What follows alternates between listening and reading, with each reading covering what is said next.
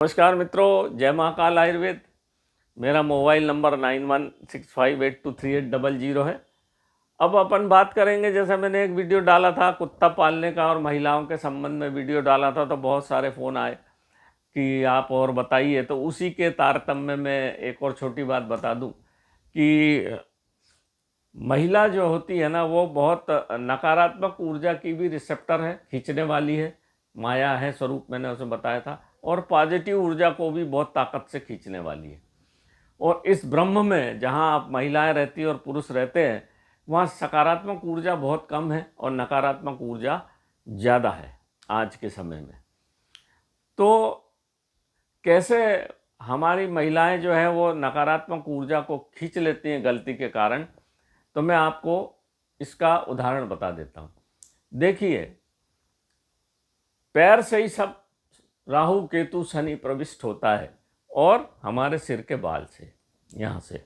इसलिए पहले के ज़माने में पुरुष भी पगड़ी या टोपी पहनते थे कि हमारा भाग खुला नहीं रहे, क्योंकि राहु केतु शनि यहीं से प्रविष्ट होंगे या हमारे पैर से। तो पैर धोते थे और यहाँ पगड़ी बांधते थे। घर में घुसे कि पैर सबसे पहले धोया, आंगन में एक बाल्टी पानी रखा रहता था। परंतु आजकल क्या, धीरे धीरे पुरुष ने पगड़ी पहनना बंद कर दी, इसलिए परेशान हो रहे।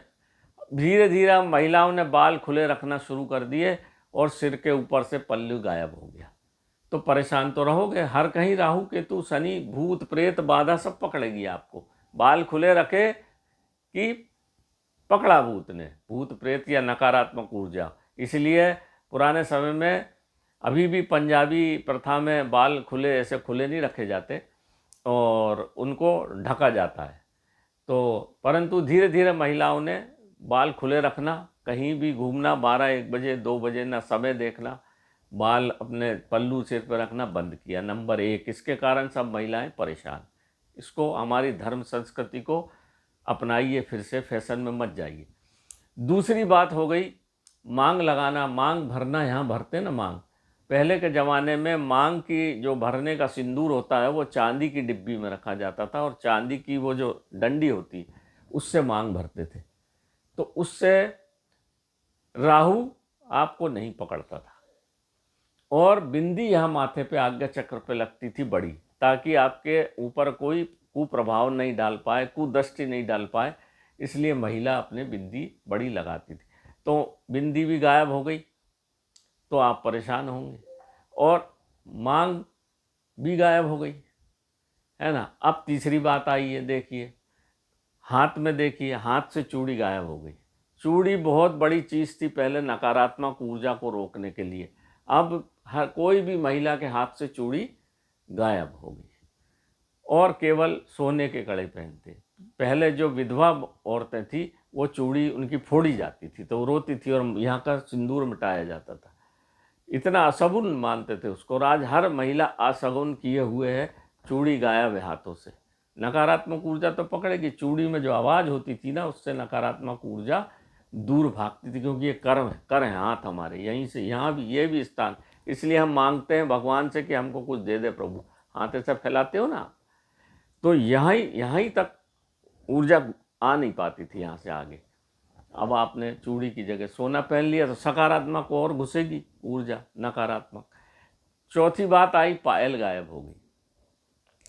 पैर में बिछिया और पायल जो महिलाएं चांदी की पहनती थी उसमें घुंघरू होते थे, तो घुंघरू की आवाज़ से नकारात्मक ऊर्जा भागती थी, और घुंघरू का बड़ा महत्व था पायल की। इसलिए चलत क्या, रामचंद्र बाजत पैजनिया, ठुमक चलत रामचंद्र बाजत पैजनिया। पैजनिया यानी पैर की जनिया, वो जो बजती है उससे नकारात्मक ऊर्जा दूर भागती थी। अब पायल भी गायब है और बिछिया भी गायब है। तो आपने अपने शरीर में पूरी नकारात्मक ऊर्जा को आने का प्रबंध कर दिया, और जितने रोग थे, बंधन थे, सब खोल दिए। इसलिए सब महिलाएं परेशान हैं, और सबसे ज़्यादा साधु संतों के चक्कर में और बाबाओं के चक्कर में, आप प्रमाण देख लीजिए, सब महिलाएं ही आपको मिलेंगी। क्योंकि वह, और महिला ही अगर सब घर की बिगड़ गई तो फिर पूरा घर बर्बाद हो जाता है। देखिए, आप महिला के कारण ही भगवान राम को वनवास जाना पड़ा। भगवान शिव ने सती हो गई तो उनको भी फक्कड़ रूप में घूमना पड़ा। शूर्पणखा ने इतना बड़ा युद्ध करवा दिया। महाभारत किसने करवाया था सबको मालूम है। तो नकारात्मक ऊर्जा और सकारात्मक ऊर्जा के स्रोत को समझिए। और ये एक बहुत बड़ा षड्यंत्र चल रहा है कि हमारी जितनी सनातन संस्कृति को इनको मिटा दो, ताकि ये स्वयं अपने ही जाल में फंस के भस्म हो जाए। तो मेरा हर महिलाओं से भारत की निवेदन है, आप वृंदावन जाइए, अमेरिका की महिला बिंदी, टीका, मांग और साड़ी पहन के परिवर्तित कर रही हैं अपने को, और हमने हमारी जो सनातन सभ्यता थी उसको छोड़ रहे हैं। आप ध्यान से देखिए कि चूड़ी कौन नहीं पहनता, पायल कौन नहीं पहनता है, मांग को कौन नहीं भरता, और बिंदी कोई नहीं लगाता। ये आप अपने समाज में देख लीजिए कौन सा पंथ के लोग ये नहीं पहनते हैं और कौन से पंथ के लोग पहनते हैं, तो आपको पूरी आंखें खुल जाएगी। ये षड्यंत्र चल रहा है।